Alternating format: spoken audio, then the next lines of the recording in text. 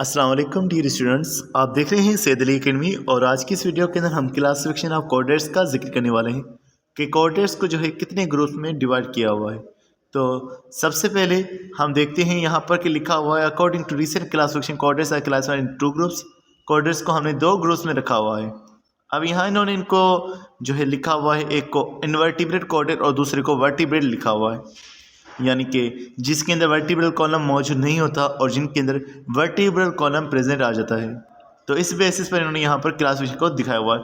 लेकिन हम फेडरल की बुक से देखते हैं कि वहाँ पर क्लासिफिकेशन को किस हिसाब से दिखाया हुआ है। फेडरल की बुक के अंदर अगर आप देखेंगे कोऑर्डिनेट्स के हवाले से, तो इसके दो ग्रुप दिखाए हुए हैं। पहला ग्रुप जिसको अक्रेनिया कहा गया है या जिनको प्रोटो कोऑर्डिनेट्स कहा हुआ है।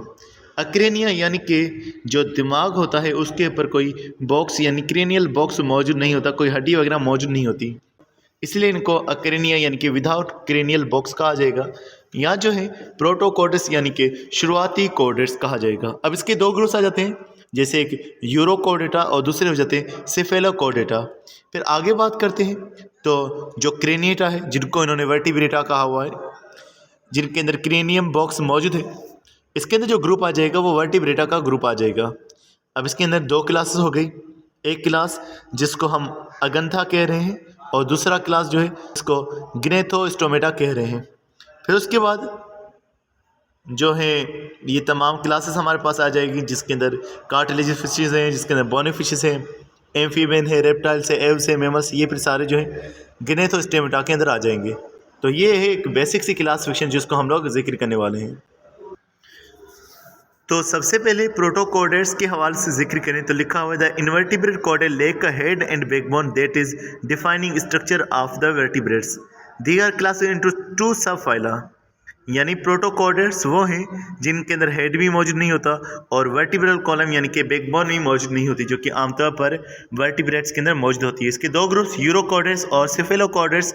यूरो कोऑर्डिनेट्स के लफ्ज़ का मतलब क्या होगा? यूरो मतलब कि टेल, क्योंकि इनका नोटोकॉर्ड टेल में मौजूद होता है इसलिए इनको यूरो कोऑर्डिनेट्स कहा जाता है। इनके हवाले से ये भी यहाँ इनका एक और नाम लिखा हुआ है, यूरोकॉर्ड्स आर आल्सो कॉल्ड ट्यूनिकेट्स। इनको ट्यूनिकेट भी कहा जाता है।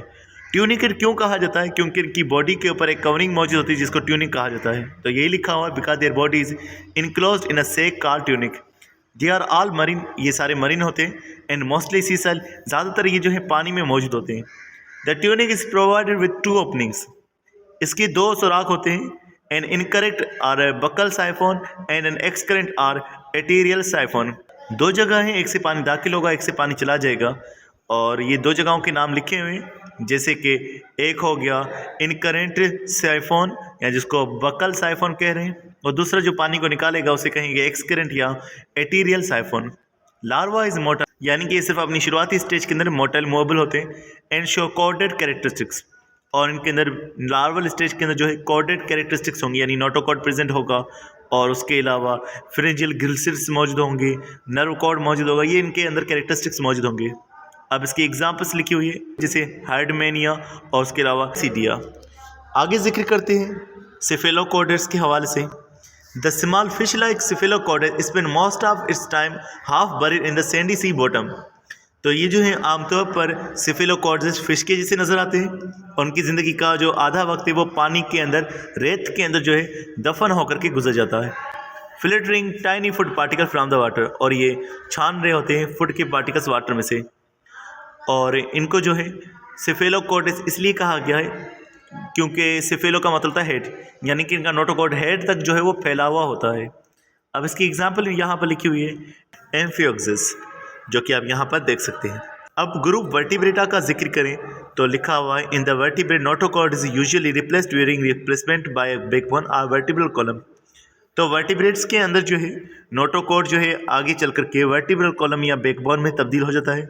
Vertebrates show other adaptation that have contributed to their success invention of the most habitats. Vertebrates के अंदर कुछ एडाप्टेशन है जिनकी वजह से वो मुख्तलिफ जगह पर पाए जाते हैं। One is the presence of paired appendages. एक इनमें जो वजह है वो है इनकी पेयर अपेंडेजेस, यानी कि इनके जो अपेंडेजेस हैं, यानी कि इनकी जो टांगें वगैरह है वो जुड़ी हुई होती हैं। These first appeared as fins in the fishes। शुरू में इनके जो अपेंडिजेस थे वो फिन्स के तौर पर मौजूद थे।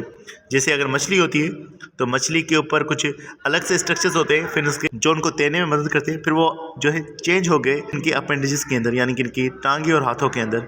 तो लिखा हुआ है and serve as stabiliser for swimming, ये जो इनको बैलेंस करते हैं स्विमिंग के दौरान।